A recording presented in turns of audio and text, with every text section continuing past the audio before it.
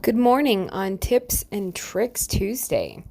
For our Tips and Tricks Tuesday, I'd like to talk about meal prep because that is one of the hardest parts of starting a diet, hardest parts of maintaining a diet, as well as honestly the hard part and the most important part to maintaining a fitness and healthy lifestyle.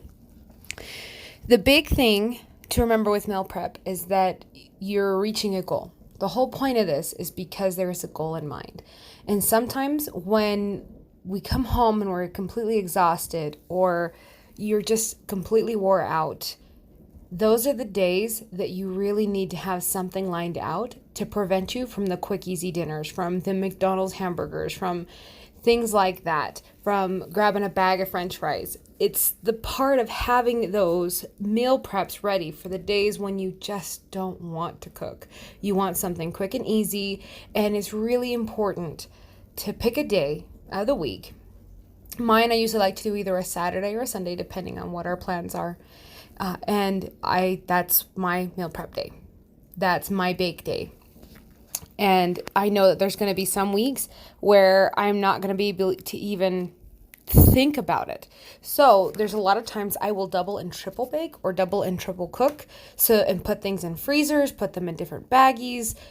And then that way I am set out for 2 weeks or sometimes even 3 weeks. And this is something that is crucial when you're looking at meal prep. It doesn't have to always be a weekly routine. Like every Sunday, I cook my meals for the week and I make my breads and I do this and that. It doesn't always have to be that way. You could do it every 2 weeks. You could do it every 3 weeks. There's a huge power in making some of these things and storing them in the freezer, especially simple recipes like one of my favorites is a keto dinner roll, keto bread scenario. That one has a mozzarella dough base. It's really easy to get a big bag of mozzarella and do a giant triple or quadruple batch of that. And then I can split it out into freezer bags and freeze that. And it stores very well. And it pull it out, thought I've got my bread for the week. I've got different things for my low carb days. This is something that it just takes that matter of you got to think it through while you've got the chance. And it takes a while. So this was something that I struggled with really heavy for the first couple months. And it was really frustrating because I just don't want to do this because I've got to work out. I've got to do this. I'll just make it quick and easy and I will go out and grab something. Which you can do. The beautiful part about a lot of our world being on some form of a diet is a lot of these fast food restaurants, they are very well equipped to handle diverse diets. I can tell you honestly, you can go do keto style or paleo style about anywhere. Go to Arby's, get a French dip bunless. They don't even blink an eye anymore with a lot of these requests, which it helps. But the problem is after a few weeks of that, you start to see it in your pocketbook. You start to see that it's getting financially cumbersome to keep eating out. And it would save so much more money if you took an hour, 2 hours on a Sunday afternoon or on even a Tuesday afternoon, if your free days of the week is a Tuesday, and plan it out. So one of the things I like to do sometimes on my lunch break is line out, okay, what meals do I want for the week? What meals do I want for my lunches for the week? Line out a grocery shopping list and line out what I need to bake, what I need to cook, what I need to put on the stovetop, and what I need to freeze. And make it all accordingly. It works out perfect. And the fun part is then it's also turned into doing some of that meal prep for my husband as well, for the diverse types of stuff that he eats. And we've kind of gotten to this routine, which is really nice. It saves money. It is more effective on my health and fitness. And it's something that it becomes fun. You get to a point where it does become fun. And the big part is I'm going to post links to articles in the description here. I'm going to put it on the other on the pages for different things on how to make meal prep quick and the importance, the 10 powerful things that are important about meal prep. Also with some recipes too. This is stuff that you could do like the mason jar salads. Those are pretty fun and easy. Cut up your vegetables, everything in your salad dressings, put it all in a mason jar, and it stores in the fridge really well. And then, of course, you're cutting down on the bags if that's some of the stuff you're into. The other part is looking at stuff like if you're doing keto chicken masala, or if you're just doing Mediterranean, looking at your fish and vegetable and rice combinations and what can store well in the freezer, and making extra and then putting that aside to go in a freezer bag to store in the freezer for the week when you're extremely busy and you're not going to have any time. Another big part that a lot of people don't talk about with meal prep that is really important is something as simple as buying those single serve fish packets, freezer packets, where you have one serving of salmon or mahi or things like that.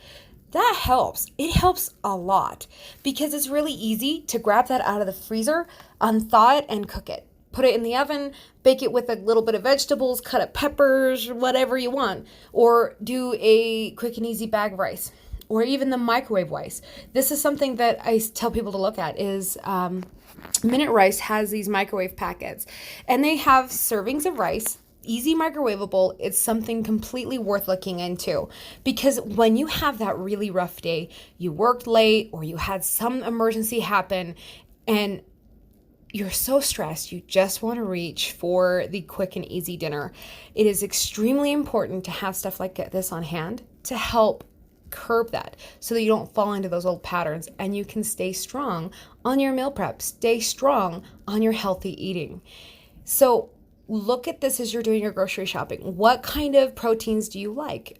Sometimes it's even easier just to find really great protein shakes and bag a couple of those throughout the day, or have that on hand. So like if you get home and you know, I'm not going to have any time to eat tonight because I've got so much other stuff I'm running around, grab a shake, grab a protein shake.